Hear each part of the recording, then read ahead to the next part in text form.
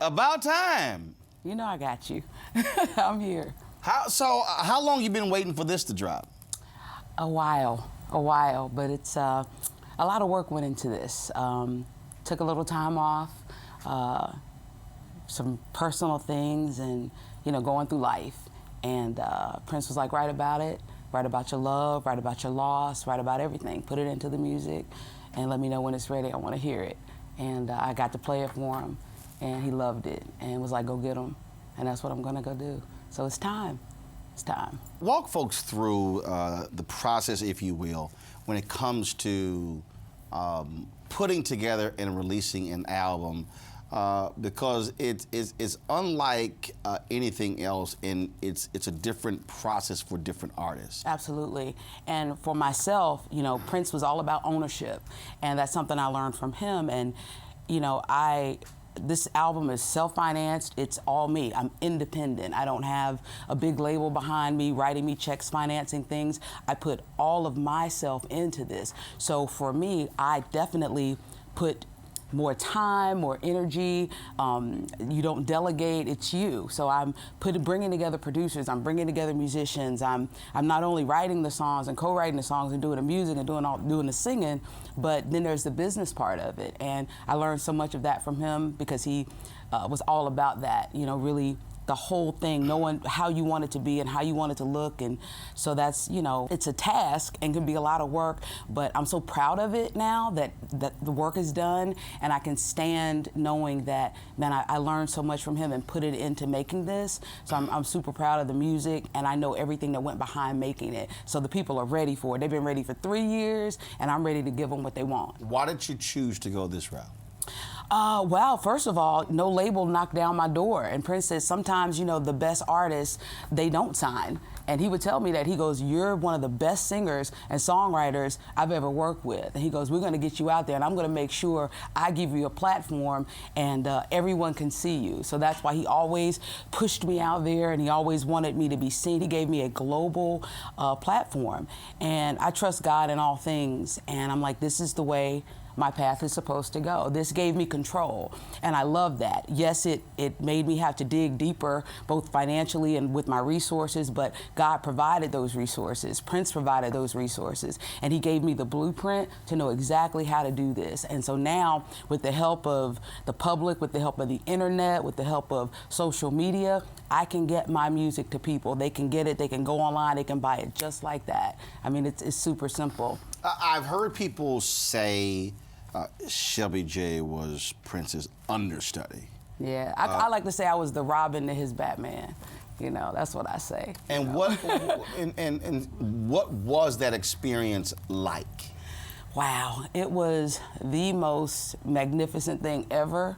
I'm from a small town. I'm from Greensboro, North Carolina, and I was singing everywhere there. I was singing with different people. When I got with Prince, he elevated me to a level. Now, how did that happen? I mean, how did y'all connect? That happened through Larry Graham. I was on break. I was singing with Anthony Hamilton, and Anthony and I had performed with D'Angelo. And when Anthony got his deal, he was like, Shelby, you coming with me? I was like, okay, that's my North Carolina boy, my brother. And I was on a 2-week break. Larry Graham needed a singer for 1 gig. My girlfriend Sandra, who worked with Lettucey, was like, he goes, I need a singer that can learn 13 songs in like 2 days. Sandra was like, Shelby. So she reached out to me. I said, I'm on break. I went, met Larry Graham, who's now like my second dad, and he said, well, we're gonna rehearse. We were rehearsing at Paisley Park. I was like, I'm in Paisley Park rehearsing. Prince wasn't even there. He was in Vegas, and I found out the gig was gonna be in Vegas at 3121, and he was doing his residency there. He saw me singing with Larry in sound check, and someone kept calling to sing. I was doing High Ground, and I sing it once, and I heard a voice say, sing it again. And I thought it was the sound guy or the producer getting the sound straight or whatever, and I sang it again, and Larry kept playing, so I kept singing. I did it like 4 or 5 times, top to bottom. And then Prince comes from the back, and that's how I met him, and he was like, you're a great singer. And I was like, thank you very much. And then he went away, and we did the gig that night. Prince came on stage, jammed with us, and next day I left. 2 days later, I'm getting a call. I'm sitting at Walmart with my sister, and Prince calls me. Well, his people called me, and they're like, we want you to come back out here, and Prince is gonna send you some songs to learn. And I was like, okay, yeah, he's gonna send me these 7 songs. When am I leaving? He goes, I need you in the morning. I need you to be on a plane in the morning coming back out to Vegas. And I was like, okay, Prince, okay. You know, you don't say no to Prince. And so I was just blown away that. Now, did you have to tell Anthony?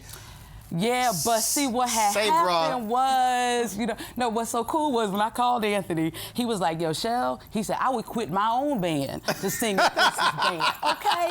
I said, that's real talk. So he was happy for me and proud of me, and he's always been super supportive.